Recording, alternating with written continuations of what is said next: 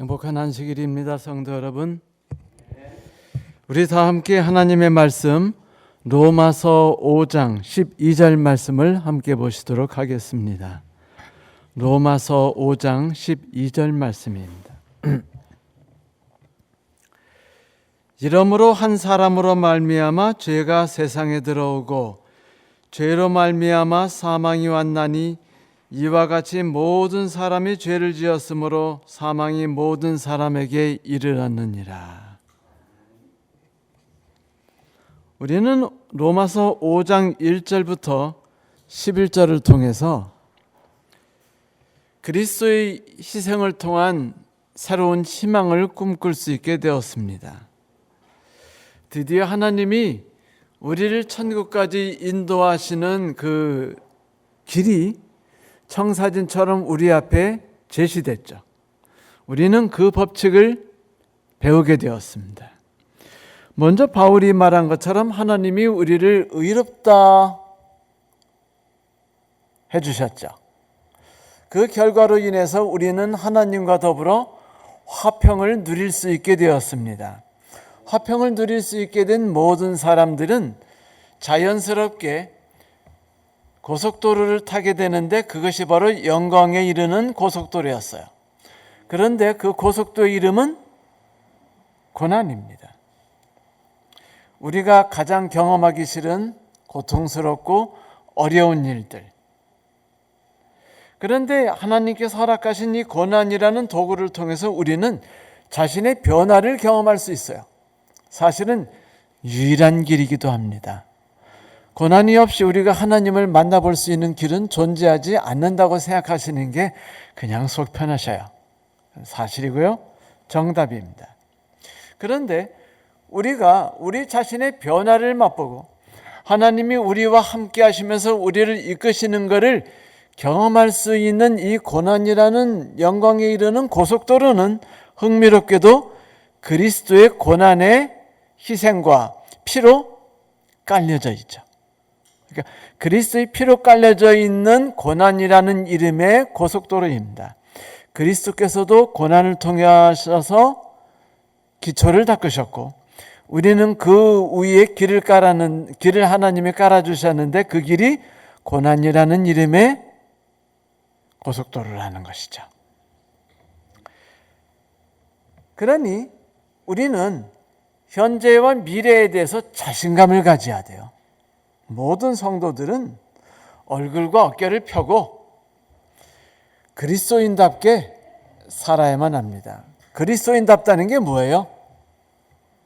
억울해하지 않고 속상해하지 않고 감사해야 하고 만족해야 할 줄 아는 거죠. 그러므로 바울이 말하기를 항상 기뻐하라, 쉬지 말고 기도하라, 범사에 감사하라고 말한 것입니다. 이것이 그리스도인의 삶의 전부가 되어야 된다는 것이에요.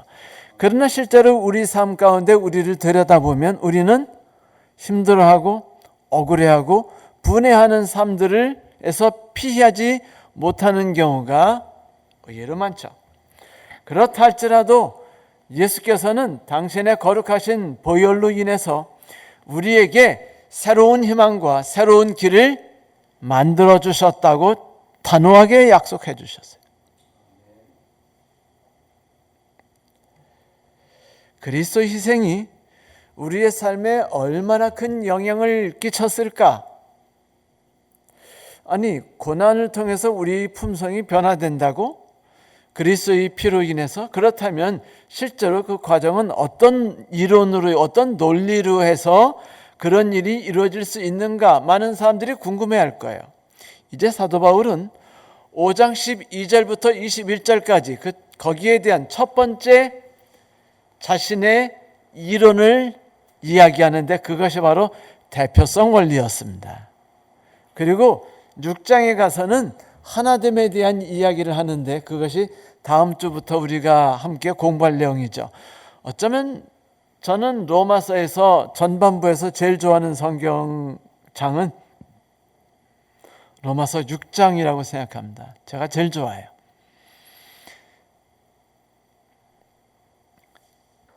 그리고 7장에서 또다시 거기에 대한 새로운 각도에서 볼 수 있는 길을 제시하죠. 8장에서 역시 또 다른 길을 제시해요. 그래서 여러 가지 방법을 통해서 우리가 하나님의 영광에 이르는 것이 분명한 사실이고 피할 수 없는 길이니 자신을 가져라는 이야기를 5장 12절부터 쉬지 않고 반복해서 이야기를 해주기 시작하는 겁니다. 첫 이야기를 우리가 이제 듣게 되겠죠. 성도 여러분, 바울은 그리스도의 희생이 정말로 우리의 삶에 큰 영향을 끼쳤다고 말합니다. 그것은 가치가 있다고 말해요. 그것이 우리에게 작동하는 원리에 대해서 사도 바울은 이야기를 시작하는데 조금 아까 제가 말씀드렸듯이 소개해드렸듯이 대표성의 원리라는 것이에요. 아담이 우리 모든 인류의 대표자라는 것이죠. 대표성의 원리에 대해서 이야기하면서 바울은 두 명의 인류의 대표자의 이름을 거명합니다. 첫 번째는 아담, 두 번째는 예수님. 그래서 예수 그리스도와 아담 두 인간을 인류의 한 삶의 시작이고 또 새로운 삶의 시작으로서 두 분을 소개하게 됩니다. 먼저 아담에 대한 이야기를 시작하죠. 그런데 이 대표성의 원리는요, 이렇게 대조적인 형태로 나타날 때가 있어요. 오늘처럼. 이런 일이 또 어디에 있냐면 성경에도 나오지만 이스라엘 땅에 가보면은 여러분 갈릴리 바다와 사해 바다가 있죠. 갈릴리 바다와 사해 바다는 그리스도인의 삶이 어떤 것인지를 알려주는 그리스도인 삶의 대표적인 모델로 나오고 있는 것이에요. 갈릴리 바다는 우리가 하나님을 신뢰하고 내 힘을 의지하지 않고 오직 하나님에게로부터만 모든 삶의 능력을 받아서 내가 그것을 이웃과 나누면서 향유할 수 있다. 내가 이웃과 나누는 한 쉬지 않고 하나님의 축복은 내게로 흘러들어온다 라는 것을 상징해 주는 첫 번째 대표주자입니다. 그렇다면 이스라엘에는 또 다른 대표주자 팀들이 있죠. 그것은 뭐냐면 하나님을 열심히 섬기는데 하늘나라 가지 못하는 성도들, 그것이 바로 사해가 대표하는 그리스도인 성입니다. 하나님을 열심히 섬겨요. 그래서 하나님께로부터 모든 축복을 받으려고 하죠. 그런데 받으려고 했는데 그것을 누구와 함께 나누지 않죠? 이웃에 대한 관심이 없어요. 그들을 불쌍히 여기지 않습니다. 하나님의 명령은 나를 통해서 이웃에게 간다는 생각을 하지 않아요. 그러면 사해는 그런 삶을 살다 보니까 자신의 삶 속에서 신앙이 살아 움직이나요? 안 움직여요. 끊임없이 받는 것 같은데 실제로는 자신이 어떻게 된 존재예요? 죽어있는 존재입니다. 성도 여러분, 내가 살아있는 그리스도인인가 죽어있는 그리스도인인가는 간단해요. 내가 내 아들과 딸한테, 내 아내와 남편에게, 내 부모님과 시부모에게 어떻게 행동하는가를 보면 한 방에 알 수 있어요. 내가 갈릴리 바다인지 내가 사해 바다인지 어떤 대표주자 밑에 내가 줄 서서 지금 그 밑에 서 있는지를 알 수가 있는 것이죠. 그런데 바울은 먼저 아담에 대한 이야기를 시작하고 있어요. 아담과 예수가 모든 인류를 대표하고 있다 그랬죠. 그런데 우리는 먼저 아담 안에 종속되어 있는 사람들입니다. 여러분 기억나세요? 아브라함이 그 멜기세덱에게 11금을 바칠 때 성경 히브리서에 말하기를 11금을 바칠 때 레위가 멜기세덱의 아브라함의 어디에 있었다? 허리에 있었다. 다시 말하면 아브라함이 이삭을 낳고 이삭이 야곱을 낳고 야곱이 레위를 낳으니까요. 그러니 아브라함이 대표성이 돼서 아브라함이 11금을 드린 것을 통해서 레위가 멜기세덱에게 11금을 드렸다라고 히브리서에서 기록하고 있는 거 아시죠? 이렇게 유전을 통해서 흘러내려오는 법칙, 이것을 아담을 대표하는 법칙이라고 이야기하고 있습니다. 우리는 아담을 모시고 있죠. 따르고 있어요. 유전자적으로 아담을 따르고 있습니다. 죄의 본성이 아담을 따르고 있죠. 하지만 반면에 우리는 그리스도 안에서 그 아담으로 인해서 끼쳐진 모든 것들을 정복할 수 있게 되었어요. 첫째는 죽음에서 해방되었으며, 두 번째, 죄성에서 우리가 죄악을 극복할 수 있는 능력과 기회와 본성을 부여받게 됐어요. 아담에 대한 이야기를 한번 우리가 함께 읽어보도록 합시다. 성경 14절부터 보면, 그러므로 한 사람으로 말미암아 죄가 세상에 들어왔고 또 그 죄로 말미암아 죽음이 들어온 것 같이 모든 사람이 죄를 지었기 때문에, 14절이 아니죠, 12절이죠. 죽음이 모든 사람에게 이르게 되었습니다. 율법이 있기 전에도 죄가 세상에 있었으나 율법이 없을 때는 죄가 죄로 여겨짐을 받지 않았습니다. 그러나 아담 시대로부터 모세 시대에 이르기까지 아담의 범죄와 같은 죄를 짓지 않은 사람들까지도 죽음의 지배를 받았습니다. 아담은 장차 오실 분의 모형이 되었습니다. 율법이 언제 우리에게 제공됐죠? 십계명이 모세 때 제공받았습니다. 어떤 분들은 십계명이 아담 때부터 제공받았다고 말하는데 그것은 정확한 의미에서는 맞지 않아요. 그러나 의미상으로는 맞아요. 십계명이 뭘 말하니까? 하나님을 신뢰하고 이웃을 사랑하라고 말하니까. 그러나 십계명은 범법함을 임해서 주어진 계명이에요. 그것은 모세 때 우리에게 주어졌고 지금 사도 바울이 그 이야기를 한 것입니다. 그러면 모세 때 주어진 법에 의해서 모든 사람이 너는 죄인이야 라고 판명받았지만, 죄인이야 라고 판명받지 않은 아브라함이나 이삭이나 야곱이나 노아나 그리고 에녹이나 무드셀라나 혹은 우리가 아는 니므롯이나 이런 사람들이 죽음을 피할 수 있었나요? 없었죠. 십계명이 우리에게 나타나기 전이나 나타난 후나 상관없이 우리는 모두 죄에 종속된 인간이었습니다. 아담의 대표자로 모신 우리들은 아담에 의해 영향을 받아서 죄의 속성을 타고났으며 죄의 노예로 태어났어요. 그래서 우리가 사망에서 피할 수 없게 되었고, 첫 번째.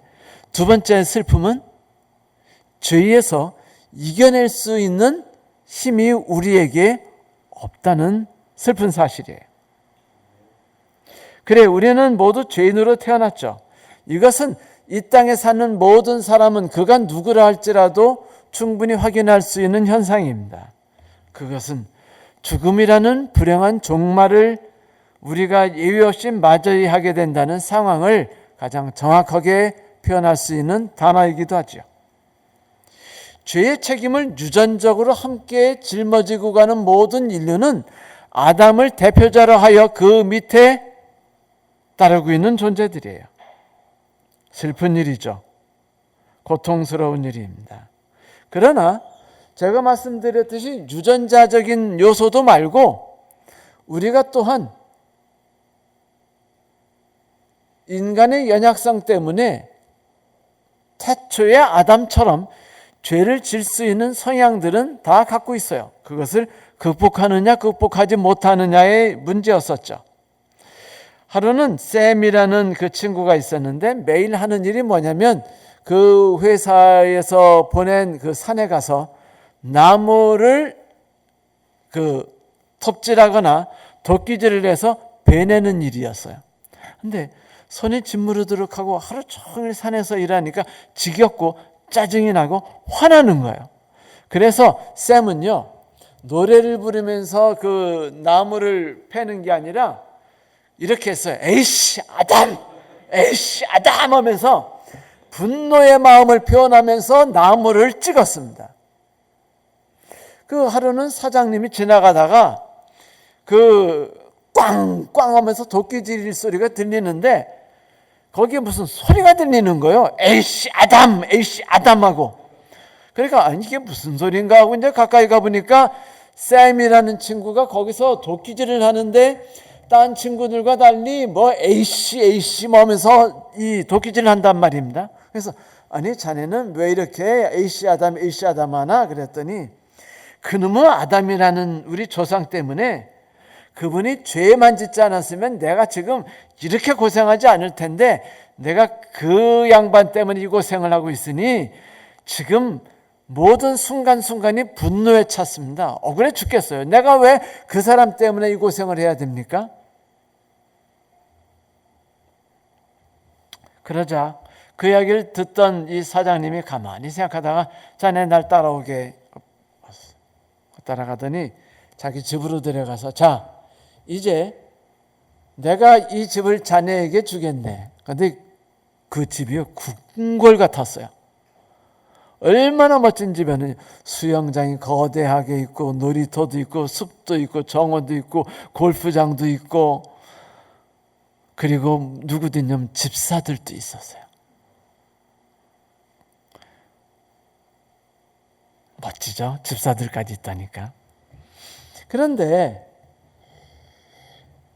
여기서 자네는 마음껏 수영도 하고 싶으면 하고 골프도 치고 싶으면 치고 그다음에 파티를 열고 싶으면 하고 마음대로 놀게. 단 조건이 하나 있는데 거실에 가면은 책상이 있고 그 책상에 조그마한 상자가 하나 있는데 그거를 절대로 열지 말게나. 자네가 그것을 여는 순간 자네에게 주어지는 모든 혜택이 다 사라진다네라고 말했어요. 쌤이 뭐 그런 거야 뭐 내가 뭐 아담 같은 줄 아십니까? 걱정하지 마세요 라고 말하고서 뭐 주인이 떠난 다음에 일일이 신나게 친구들 다 불러가지고 거기서 파티를 하고 놀고 수영하고 먹고 또 먹고 그리고 하인을 불러가지고 뭐 자리를 여기다 깔아라 테레비를 저기다 놔라 신나게 시키면서 매일 지내는데 얼마나 삶이 즐거웠는지 몰라요.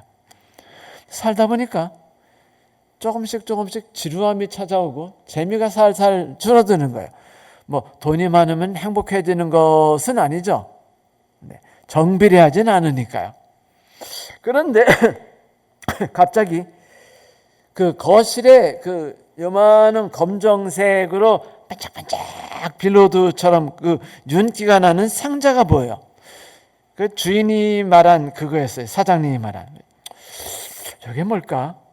뭐 때문에 열지 말이지? 안에 뭐가 들었을까? 그래서 이제 바깥을 돌면서 이제 상자를 이렇게 살펴본 거예요. 보고 또 보다가 가버렸죠. 그리고 또 열심히 수영했는데 수영하다가 며칠 만에 또 생각해 또 상자를 보고 그 다음에 친구들하고 놀다가 상자를 보고 어느 날 견딜 수가 없는 거예요. 도대체 이게 뭔지. 그래서 상자를 딱 열었는데 열자마자 그 안에 있던 나비가 있었는데 나방이 휘리 날아가는 거예요. 그래서 쫓아가서 나방을 잡았는데 놓쳤어요. 며칠 뒤에 이제 주인이 찾아와서 잘 지냈나 한 다음에 거실을 쑥쑥 가는데 이 쌤이 긴장이 빡 되는 겁니다. 그래가지고 이 사장님이 이제 그걸 딱 여니까 상자가 열렸어요? 안 열렸어요? 열린 거예요.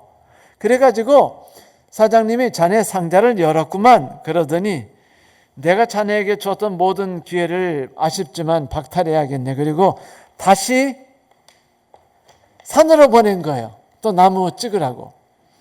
그날부터 그 산에서 그 나무를 찍는 것과 함께 울부짖는 소리가 들리는데 뭐라고 이번엔 쌤이 외쳤는 줄 아세요? 에이씨 쌤아! 라고 불러.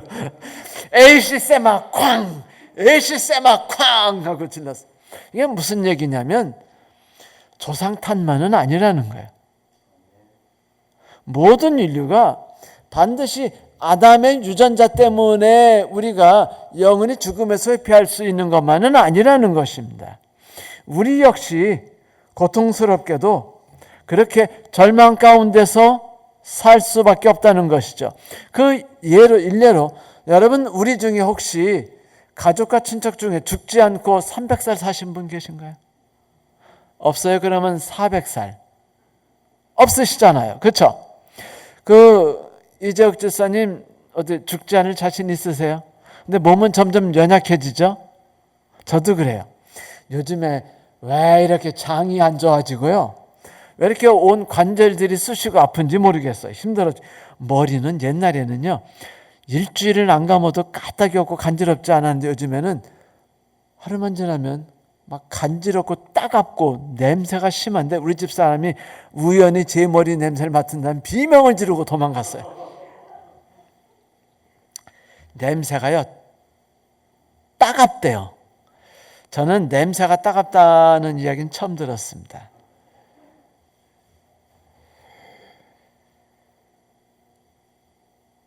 절망으로 끝날까요? 그렇지 않아요. 우리에겐 여전히 희망이 남아있죠. 곧 하나님의 은혜입니다. 바울은 자신 있게 우리에게 말했는데, 하나님의 은혜는 모든 것을 극복하고 하나님의 은혜는 모든 것을 덮는다라고 말한 것이었습니다. 그래요. 그리스도 안에서 은혜가 풍성히 넘치게 되었죠. 우린 죽을 수밖에 없었지만 우리는 죽음에서 영원히 벗어나게 되었습니다. 그리스도의 은혜이죠. 우리는 죄악에서 헤매고 죄악을 극복할 수 없었지만 우리는 이제 죄악을 극복할 수 있게 되었어요. 하나님의 은혜로 말입니다. 그런데 일이 어떻게 이루어지느냐? 로마서 5장 15절에 말하기를, 그러나 하나님께서 은혜를 베푸실 때 생긴 일은 아담 한 사람이 범죄했을 때 생긴 일과 같지 않았습니다. 한 사람의 범죄로 많은 사람이 죽었으나 하나님의 은혜와 예수 그리스도 한 사람의 은혜로 말미암은 선물은 많은 사람에게 더욱더 넘쳐 흐르게 되었습니다. 이게 대표성입니다. 예수 그리스도께서 십자가에 달려 돌아가신 게 어떻게 나에게 영향을 미치나요? 나비가 한 마리 저기 미국에서 날갯짓을 하니까 한국에서 태풍이 몰려오는 거, 그렇게 영향을 끼치는 건가요?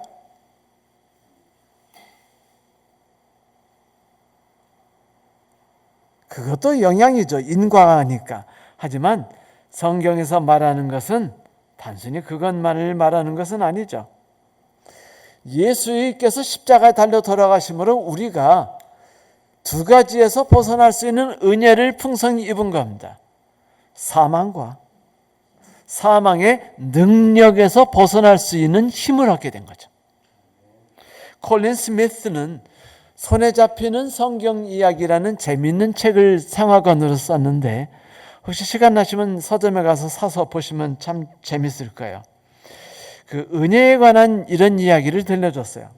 한 여성이 집을 샀어요. 큰 집을 사가지고 주택 융자금을 붓고 있었는데, 그거 주택 융자금 갚는 게 쉬울 것 같지만 또 그렇게 쉽지도 않아요.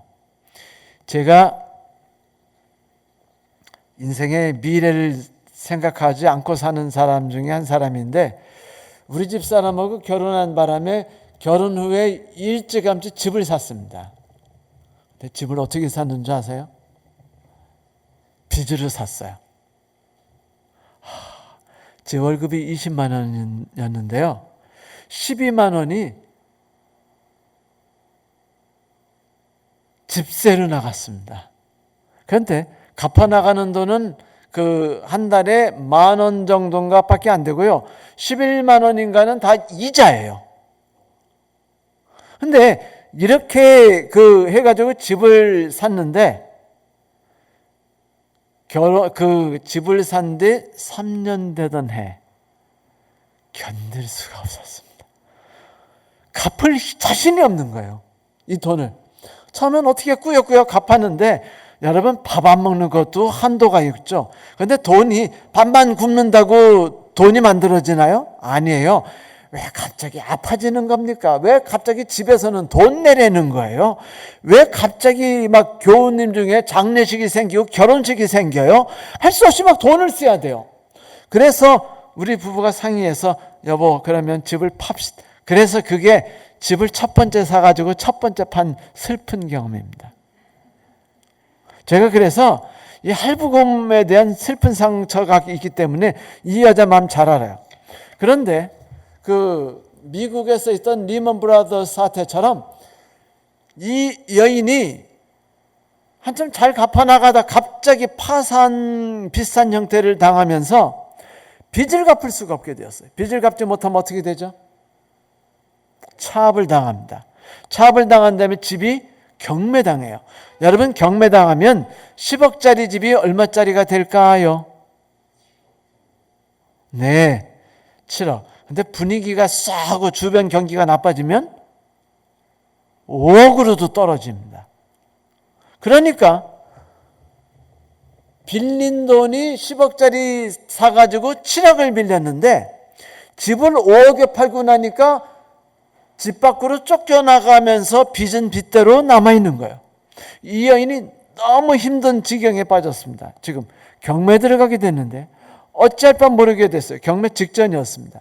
그런데 친구가 그 사정을 듣고는 내가 도와줄게 걱정하지 마 한 다음에 이 여인의 통장에다가 매달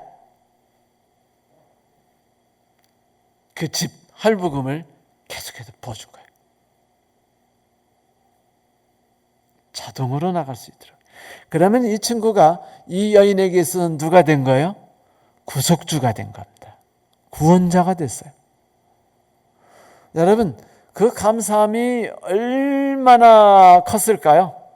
왜냐하면 세상 사람들이 그렇게 쉽게 자기 거를 나눠주지 않잖아요. 특히 요즘처럼 하도 많이 속고 하도 많이 이용당하는 사람이 많은 세상에 사는 사람은요, 누가 우리에게 어머니하고 다가오거나 형님하고 다가오거나 친절하게 다가오면 첫 번째 드는 생각이 뭐죠? 사기꾼 아이가 라는 생각이 딱 들지 않습니까? 그죠? 그리고 대부분 다 사기꾼이에요.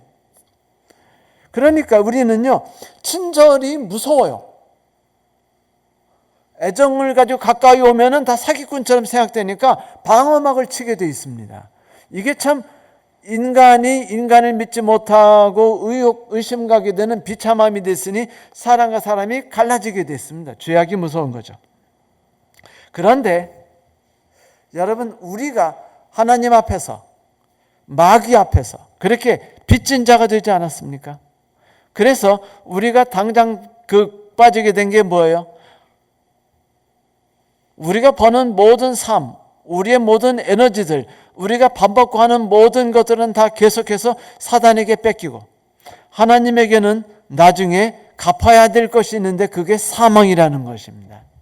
그리고 사단은 매일 매순간 우리의 삶에서 행복이라는 것과 기쁨이라는 것과 죄와 싸워 이길 능력이 생기는 족족 다 뽑아가요. 그래서 우리의 삶은 비참함 속에 빠져 있어요. 절망이죠. 사도 바울은 이런 상황을 뭐라고 그랬죠? 오라 나는 곤고한 사람이로다. 누가 나를 이 사망의 몸에서 건져낼고 찬양하리로다 하고는 그리스도의 사랑을 이야기하죠. 여러분 그래요. 예수께서 우리가 사단에게 진 빚, 하나님에게 진 빚을 갚아주기 위해 이 땅에 오셨죠. 그리고 우리를 위해 십자가에 달려 돌아가셨습니다. 그분이 우리의 연체금만 지불하겠다고 하셨을까요? 아니죠. 그분은 우리가 가진 모든 것을 다 갚아주실 뿐 아니라 우리가 앞으로 살아갈 수 있는 모든 삶을 다 챙겨주셨습니다. 그것이 바로 사망에서 우리를 건져낸 것과 죄와의 싸움에서 우리로 이길 수 있도록 해주신 거였어요. 그런데 이 죄값을 지불하기 위해 그분이 퍼부신 은혜가 뭐를 기초로 한 것이라고요? 그분이 우리를 위해 십자가에 달려 돌아가심을 기초로 했다는 것이었습니다. 성도 여러분, 이렇게 하나님의 은혜와 그리스도의 희생이 우리를 이런 식으로 덮었어요. 여기엔 예외가 없습니다. 전혀 예외가 없어요. 왜? 아담으로 인해서 우리가 모두 죽게 됐지 않습니까? 예외가 있었나요? 예외가 없었지 않습니까? 동일한 법칙으로 예수 그리스도께서 우리를 위해 십자가에 달려 돌아가시고 그 결과로 부활하심으로 그 결과로 우리 모두가 사망을 이기고 사망의 권세에서 우리가 버티고 이겨낼 수 있는 능력을 얻게 되었는데 여기에도 예외가 있을까요? 아니요. 여러분 하나님께 감사하십시오. 예외는 없습니다. 아담의 후손에게선 예외가 없이 다 죽듯이 그리스도 안에서 그 은혜를 받아들인 모든 사람에게도 예외가 없는데 그 이유는 아담이 첫째 인류이면 예수 그리스도께서는 또 한 명의 아담으로서 지구의 대표자로 서 계시기 때문입니다. 그러므로 성도 여러분, 어떤 삶 가운데서도 결코 두려워하거나 의심하거나 불안에 빠지거나 불만에 빠지지 마십시오. 억울해하지 마세요. 우리의 죽음이 확실했듯이 우리가 죄에서 승리하는 것과 우리가 영광 속에 들어가는 것도 확실하기 때문입니다. 이게 바로 대표성의 원리예요. 대표성의 원리가 우리에게 말해주는 바입니다. 자, 왕 노릇한다. 이제 이 이야기를 하지요. 이제 성경을 보면은 16절부터 19절에 이런 이야기가 나오죠. 또한 하나님께서 주시는 선물은 한 사람의 범죄의 결과와 같지 않습니다. 한 범죄에서는 심판이 따라와서 유죄 판결이 내려졌습니다마는 많은 범죄에서는 은혜가 뒤따라와서 무죄 선언이 내려졌습니다. 아담 한 사람의 범죄 때문에 그 한 사람으로 말미암아 죽음이 왕노릇하게 되었다면 여기에 밑줄을 치셔야 돼요. 넘치는 은혜와 의의 선물을 받은 사람들은 예수 그리스도 한 분으로 말미암아 생명 안에서 왕노릇하게 되리라는 것은 더욱더 확실합니다. 그러니 한 사람의 범죄 행위 때문에 모든 사람이 유죄 판결을 받았는데 이제 한 사람의 의로운 행위 때문에 모든 사람이 의롭다는 인정을 받아서 생명을 얻게 되었습니다. 한 사람이 순종하지 않음으로 말미암아 많은 사람의 죄인의 판정을 받았는데 이제 한 사람이 순종으로 말미암아 많은 사람의 의인으로 판정을 받을 것입니다. 감사할 일이 아닌가요? 어떤 사람이 이렇게 말해요. 너무 억울해 죽겠어요. 왜 아담 때문에 내가 죽음에 빠져야 되고 왜 내가 고통스러운 삶을 살아야 하죠? 그러면 아담하고 분리되고 싶으세요? 좋아요. 아담하고 분리된다고 합시다. 그러면 예수께서 둘째 아담으로 돌아가셔서 우리를 아담의 대표성 안에서 죽은 모두를 구원하셨다면 아담에게서 분리된 우리는 어떻게 되는 거죠? 예수 그리스도의 죽음이 우리에게 적용될 수 있어요, 없어요? 없게 되는 겁니다. 이게 대표성의 원리예요. 자, 그런데 여기서 재밌게도 뭐래요? 17절에 한 사람의 범죄로 말미암아 사망이 그 사람을 통해 왕노릇하였거늘 사망이 지금 왕노릇하고 있어요. 우리를 지배하고 있습니다. 사망이 왕노릇한다는 것을 여러분 상상해 보셨습니까? 그것이 어떤 것일지. 여러분 분노하고 싶지 않죠? 왜냐하면 분노하면 류마티스 관절염 생기잖아요. 그 다음에 위장병 생기잖아요. 그래 안 그래요? 불면증 걸리죠. 그 다음에 고혈압 생기죠. 살찌죠. 그렇다고 살찐 사람이 그 분노했다라고 말하면 안 돼요. 이런 게 있어요. 반짝이는 것이 다 다이아몬드는 아닐지라도 다이아몬드는 반짝인다. 네. 여러분 우리가 오해하고 싶지 않지만 우리도 모르게요. 주변에서 나한테 속삭이거나 그 다음에 뭐 유튜브 듣거나 라디오에서 몇 번 그런 얘기 딱 들으면은요. 그 다음부터는 주변 사람들이 말하는 거나 행동한 모든 것들이에서 우리는 뭐를 봐요? 진리를 볼 줄 압니다. 그래서 오해를 하죠. 우리가 원치 않아요. 왜냐하면 그것 때문에 상처받기 때문이에요. 필요 없이 우리는 반격하거나 공격하고 싶지 않아요. 인신공격하고 싶지 않습니다. 제가 내 아들을 죽였어요 라고 소리지고 싶지 않아요. 그런데 나도 모르게 공격하게 돼요. 나도 모르게 의심하게 되고 의심하고 싶은 생각이 더 많이 들고요. 아무리 믿을 수 있는 증거가 많아도 의심하고 싶은 증거가 하나만 있으면은요 의심해버립니다.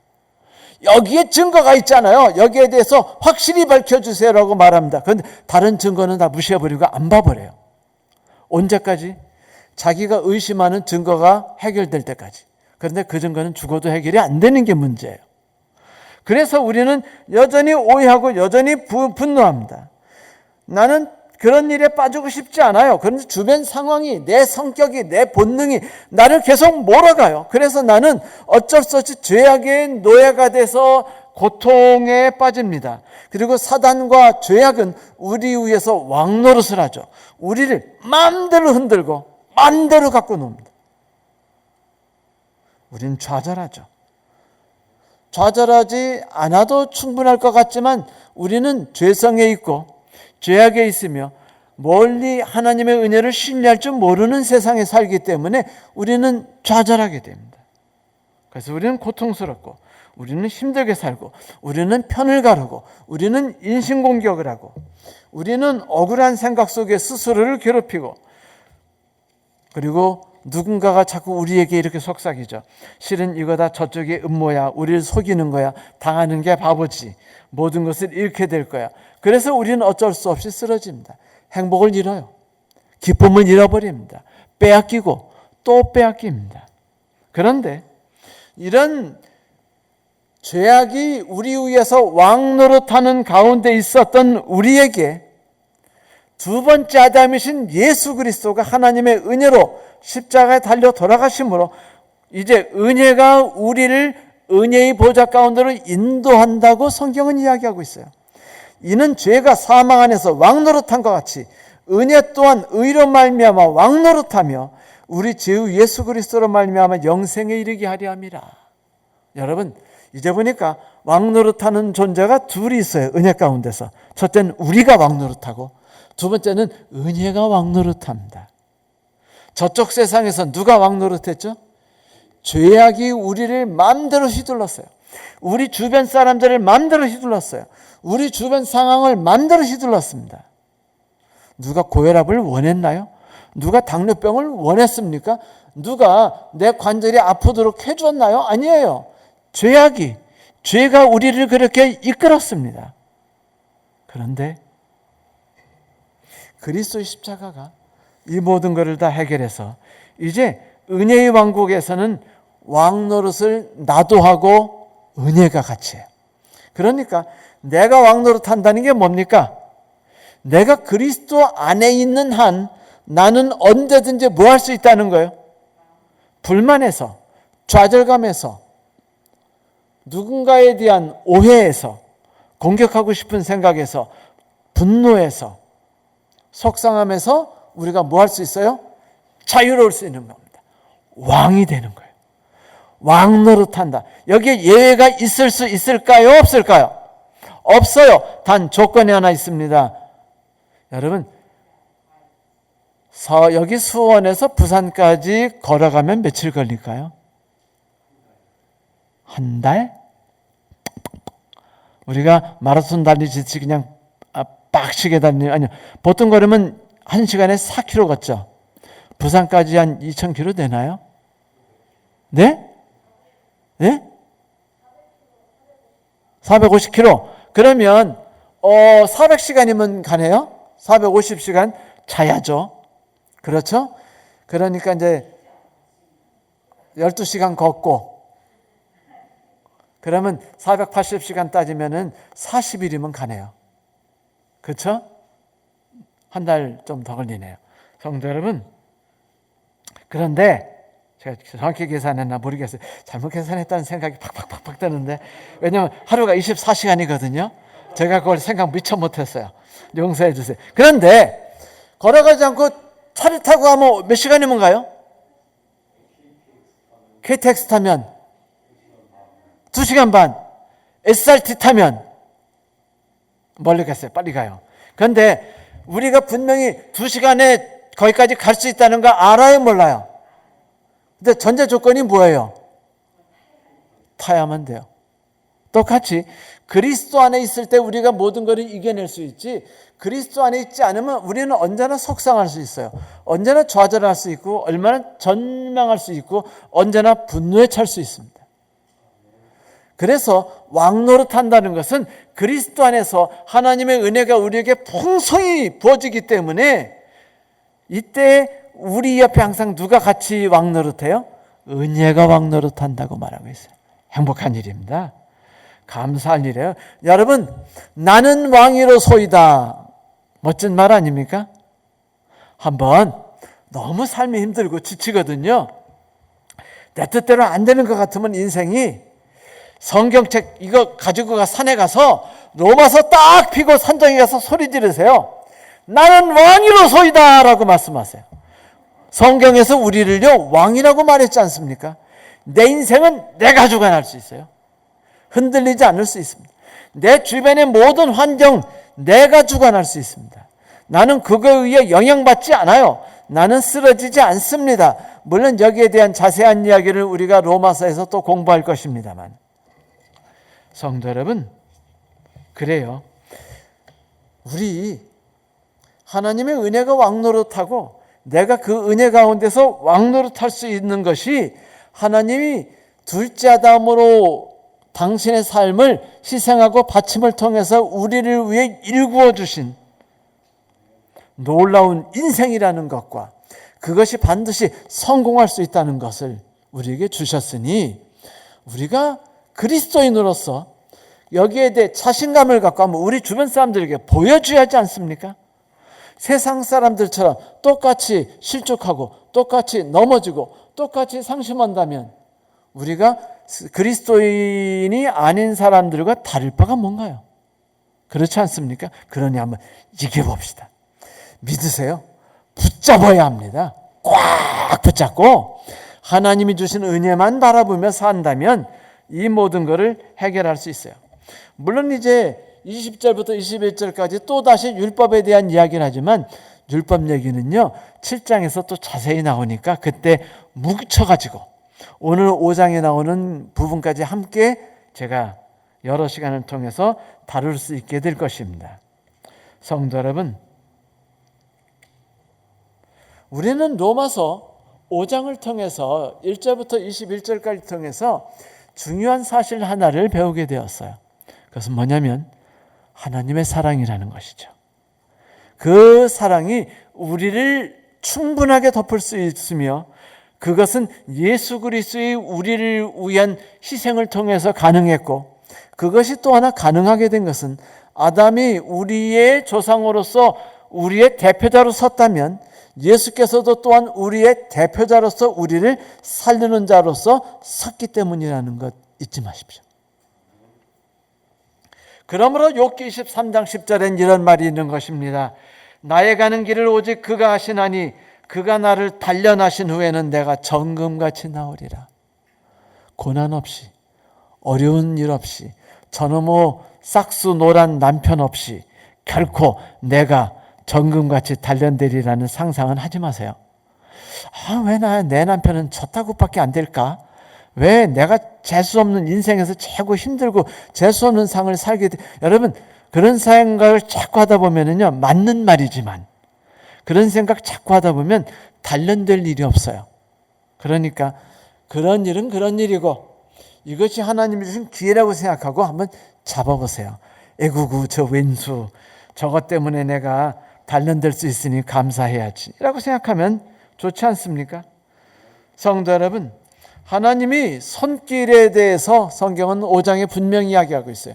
그분은 쉬지 않고 당신의 손길을 우리에게 베풀어 주실 것을, 그러니 기대감을 가지세요.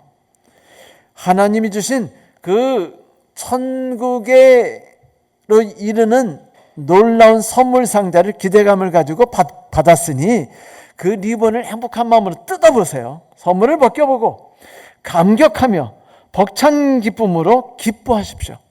그래서 성경이 항상 감사하라, 이것이 주 안에서 너에게 주는 명령이라고 말하는 겁니다. 그리스도인이라면 마땅히 가져야 될 태도죠. 이제 말씀을 마치면서 로마서 5장에 숨겨져 있는 보물 3개를 제가 여러분에게 알려드리죠. 여러분 소풍 가면은 항상 하는 일이 뭐죠? 보물찾기죠. 로마서 5장에도 연관되는 보물이 세 가지가 있는데 그 세 가지를 다 차지해야 대박이에요. 무엇이 있을까요? 제가 성경절 세 개를 읽어드릴 세 개를 댈 테니까 여러분이 거기서 찾아보세요. 2절, 4절, 8절. 2절. 또한 그로 말미암아 우리가 믿음으로 서 있는 이 은혜에 들어감을 얻었으며 하나님의 영광을 바라고 즐거워하느니라. 4절. 민내는 연단은 소망을 이루는 줄을 알미라. 8절. 우리가 아직 죄인 되었을 때 그리스도께서 우리를 위해 죽으심으로 하나님께서 우리에 대한 자기의 사랑을 확증하셨느니라. 찾으셨나요?